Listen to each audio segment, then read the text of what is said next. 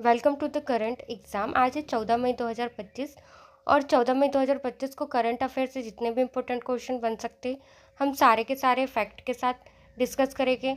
आपको इस वीडियो में प्रमुख जीआई टैग, प्रमुख राज्य की राजधानी, प्रधानमंत्री सब कुछ जानने को मिलेगा। अगर आपको वीडियो पसंद आए तो please like, share and subscribe करना ना भूलें।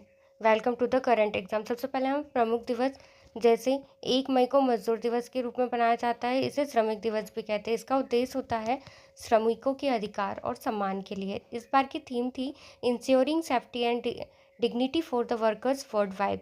3 मई को विश्व प्रेस स्वतंत्रता दिवस मनाया जाता है। इस बार की थीम है वर्ल्ड प्रेस फ्रीडम डे। इसका उद्देश्य होता है प्रेस की स्वतंत्रता को बनाए रखना। इस बार की थीम है journalism in the face of the environmental crisis. 4 मई को अंतर्राष्ट्रीय अग्निशमन सेवा दिवस मनाया जाता है, इंटरनेशनल फायर फाइटर्स डे। इसका उद्देश्य होता है फायर फाइटर्स के साहस और सेवा को सम्मान देना। 8 मई को विश्व रेड क्रॉस दिवस मनाया जाता है। इसका उद्देश्य रेड क्रॉस संस्था की सेवाओं का सम्मान करना। इस बार की थीम है everything we do comes from the heart. 7 मई को मनाया जाता है विश्व अस्थमा दिवस, जिसे हर साल मई के पहले मंगलवार को मनाया जाता है। इसका उद्देश्य होता है अस्थमा रोग के बारे में जागरूकता को फैलाना। इस बार की थीम थी अस्थमा एजुकेशंस इन पावर्स। 11 मई को मनाया जाता है राष्ट्रीय प्रौद्योगिकी दिवस, national technology day in India. इसका उद्देश्य होता है भारत की टेक्नोलॉजी में उपलब्धियों की याद रखना। इस बार की थीम है from lamps to leaves, technology for the societies.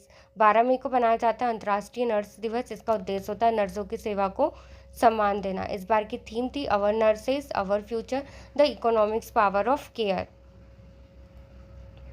15 मई को मनाया जाता है अंतर्राष्ट्रीय परिवार दिवस, international day of the families. इस बार की थीम है families and the climate change. 17 मई को मनाया जाता है विश्व टेलीकम्युनिकेशन सूचना समाज दिवस। इसका उद्देश्य होता है संचार तकनीकों का विकास करना। इस बार की थीम है digital innovations for sustainable development. 17 मई को विश्व उच्च रक्तचाप दिवस भी मनाया जाता है। इसका उद्देश्य होता है हाइपरटेंशन के प्रति जागरूकता को फैलाना। इस बार की थीम है major your blood pressure accurately control IT live longer. 18 मई को अंतर्राष्ट्रीय संग्रहालय दिवस मनाया जाता है। इसका उद्देश्य संग्रहालयों की सामाजिक भूमिका को प्रोत्साहन करना। इस बार की थीम है museum for education and research.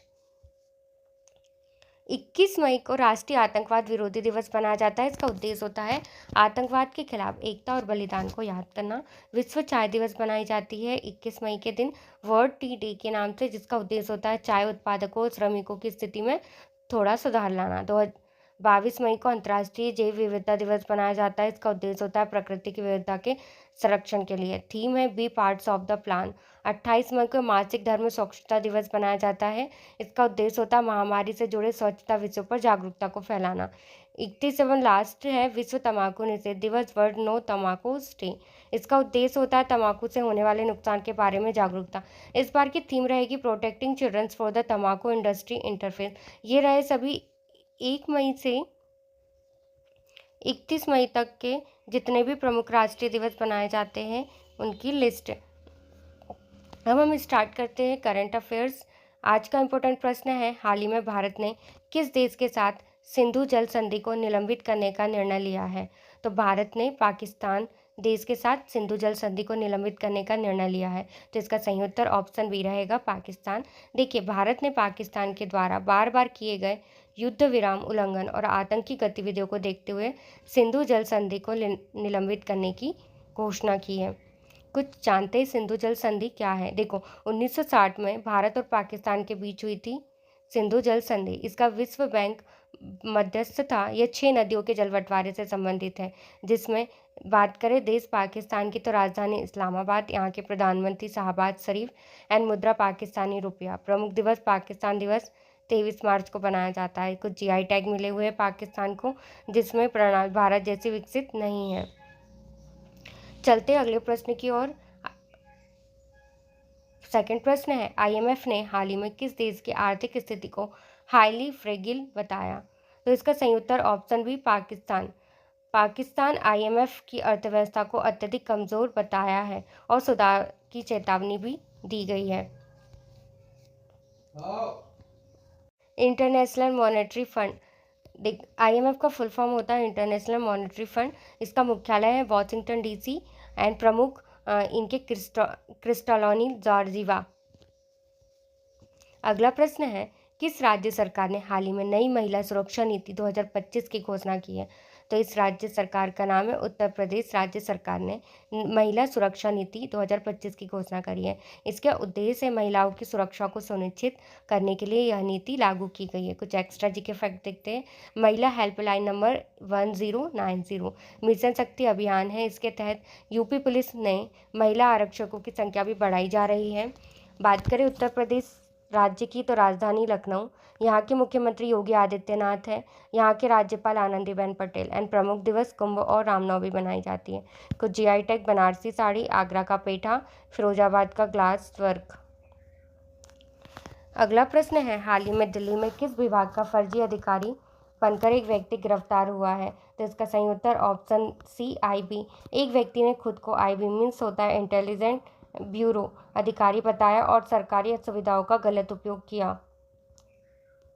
अगला प्रश्न है, हाल ही में किस केंद्रीय मंत्रालय ने AI फॉर भारत नाम से एक पहल की शुरुआत की? इसका सही उत्तर ऑप्शन C इलेक्ट्रिक और सूचना प्रौद्योगिकी मंत्रालय। इस पहल का उद्देश्य भारत में आर्टिफिशियल इंटेलिजेंस के स्थानीय उपयोग को बढ़ावा देना। बात करें मंत्री अश्विनी वैष्णव प्रोजेक्ट सहयोगी IIT मद्रास से। भारत यहाँ की राजधानी नई दिल्ली है। यहाँ के प्रधानमंत्री नरेंद्र मोदी जी है। यहाँ की मुद्रा भारतीय रुपया। प्रमुख दिवस गणतंत्र दिवस 26 जनवरी को मनाया जाता है। कुछ GI टैग भारत को मिले, 400 से ज़्यादा GI टैग भारत को मिले हुए हैं। अगला प्रश्न है, 13 मई को कौन सा अंतर्राष्ट्रीय दिवस मनाया जाता है? तो इसका सही उत्तर option B world migratory birds day. यह दिवस प्रवासी पक्षियों के संरक्षण के लिए जागरूकता फैलाने हेतु बनाया जाता है। अगला प्रश्न है, किस भारतीय क्रिकेटर को हाल ही में स्पोर्ट्स आइकन अवार्ड्स 2025 से सम्मानित किया गया? तो इसका सही उत्तर ऑप्शन बी रोहित शर्मा। रोहित शर्मा को उनके योगदान और नेतृत्व के लिए अवार्ड भी मिला है। चलते अगले प्रश्न की ओर। कुछ extra GK fact. Rohit Sharma जो कि हिटमैन के नाम से भी प्रसिद्ध है, इन्होंने 5 IPL टाइटल, मुंबई इंडियंस 3 दोहरे शतक ODI में लगाए हुए हैं। अगला प्रश्न है, कौन सा राज्य हाल ही में देश का पहला ग्रीन एनर्जी एक्सपोर्ट हब बना है? तो इसका सही उत्तर option D Rajasthan green energy export hub बना हुआ है। राजस्थान ने सौर और पवन ऊर्जा के जरिए ग्रीन एनर्जी एक्सपोर्ट में अग्रणी भूमिका भी निभाई है। अगला प्रश्न है, कुछ एक्स्ट्रा जीके फैक्ट। भारत में सर्वाधिक सौर ऊर्जा उत्पादन राजस्थान में है। भादला सोलर पार्क विश्व का सबसे बड़ा सोलर पार्क है। राजस्थान यहाँ की राजधानी जयपुर।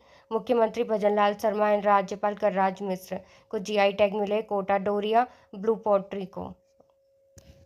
अगला प्रश्न है, किस भारतीय विश्वविद्यालय को QS एशिया यूनिवर्सिटी रैंकिंग 2025 में शीर्ष स्थान 100वां स्थान मिला है? तो इसका सही उत्तर ऑप्शन C IIT बॉम्बे को तकनीकी और शोध कार्यों के लिए अंतर्राष्ट्रीय स्तर पर सराहा गया है। कुछ QS रैंकिंग 2025 में 68वें स्थान पर रहा है। स्थापना 1958 में हुई थी। प्रमुख पाठ्यक्रम इंजीनियरिंग, रिसर्च, टेक्नोलॉजी। प्रोफाइल है IIT बॉम्बे। स्थान है पवन मुंबई एंड निर्देशक प्रो सुभाष चंद्र है। नोबेल पुरस्कार विजेता एलमुनी नहीं है। प्रश्न है, हाल ही में नासा ने किस ग्रह की सतह पर जीवन के संकेत खोजने की नया रोवर लॉन्च किया है? तो मंगल ग्रह पर मंगल ने अपने मार्स मिशन को आगे बढ़ाते हुए नया रोवर लॉन्च किया है, जिसका उद्देश्य होता है मंगल ग्रह की सतह पर माइक्रोबियल जीवन के संकेत को तलाशना। तो जीके एक्स्ट्रा फैक्ट, रोवर का नाम है मार्स एक्सप्लोरर। लॉन्च स्थान है कैंडी स्पेस सेंटर फ्लोरिया एंड पहले सफल रोवर है। वीडियो पसंद आए तो लाइक शेयर एंड सब्सक्राइब।